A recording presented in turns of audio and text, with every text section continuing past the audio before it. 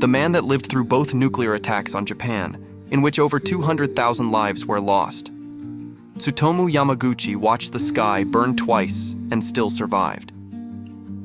August 6, 1945. The morning sun was already hot as Tsutomu Yamaguchi stepped off the tram in Hiroshima. A 29-year-old engineer for Mitsubishi Heavy Industries, he had just finished a 3-month assignment and was eager to return home to his wife and infant son in Nagasaki. But first, he had to retrieve a forgotten company seal, a small delay that would change everything. At 8:15 a.m., the sky exploded. A US B-29 bomber named Enola Gay, piloted by Colonel Paul Tibbets, had just dropped the world's first atomic bomb, codenamed Little Boy, over the city. Yamaguchi was within 2 miles of ground zero. A blinding flash, a roar like the heavens collapsing, then silence. Yamaguchi was hurled into a potato field. His body was scorched. His eardrums ruptured. The skin on his left arm peeled away like wet paper. When he opened his eyes, Hiroshima was gone, a smoldering wasteland of fire and ash. Aboard the Enola Gay, the crew watched a column of smoke rise 40,000 feet into the sky. The mushroom cloud was unlike anything they had ever seen. Colonel Tibbets remained unapologetic throughout his life. "I viewed my mission as one to save lives. I didn't bomb Pearl Harbor. I didn't start the war, but I was going to finish it." Major Thomas Farabee, the bombardier, rarely spoke of regret. Captain Theodore Van Kirk, the navigator, later reflected, "I pray no man will have to witness that sight again. Such a terrible waste, such a loss of life." Despite his injuries, Yamaguchi was determined to return to Nagasaki. He found 2 surviving colleagues.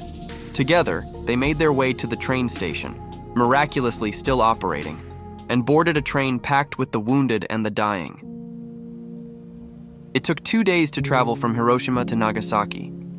He arrived home on August 8th. His wife, Hisako, barely recognized him. His body was wrapped in bandages. His voice was hoarse, but he was alive. The next morning, Yamaguchi reported to work. His boss, skeptical of his story, dismissed the idea of a single bomb destroying an entire city.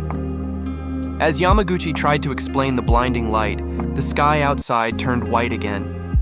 At 11:02 a.m., the B-29 bomber Boxcar dropped the bomb named Fat Man over Nagasaki. Once again, Yamaguchi was within 2 miles of the blast. Once again, he survived. Inside Boxcar, the crew endured a harrowing flight. Major Charles Sweeney, the pilot, had originally planned to bomb Kokura, but cloud cover and anti-aircraft fire forced a last-minute diversion to Nagasaki.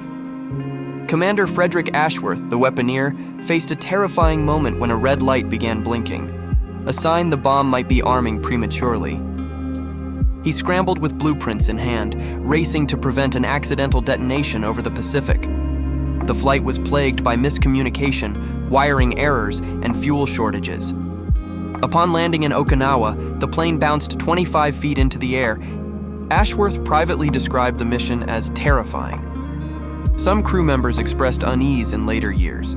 The chaos of the flight, the last-minute target change, and the bomb's devastating impact haunted their memories.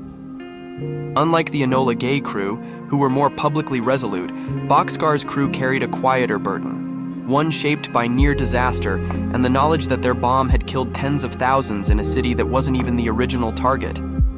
Yamaguchi's home was destroyed, but his wife and son, sheltering in a reinforced tunnel, survived. Yamaguchi spent weeks recovering from his injuries. His wounds became infected. He lost the hearing in one ear. He watched friends and family die from radiation sickness. For years, he suffered from chronic pain, fatigue, and the psychological scars of witnessing 2 apocalypses. In 1957, the Japanese government officially recognized him as a hibakusha, a survivor of the atomic bomb. But it wasn't until 2009, just a year before his death, that he was formally acknowledged as the only person to have survived both Hiroshima and Nagasaki. He lived to be 93, and in his final years became a passionate advocate for nuclear disarmament. "The reason that I hate the atomic bomb is because of what it does to the dignity of human beings," he said.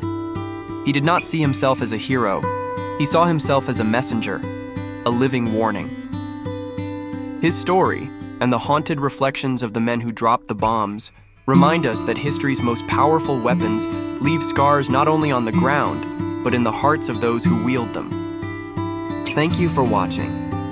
And remember to press the like and subscribe button.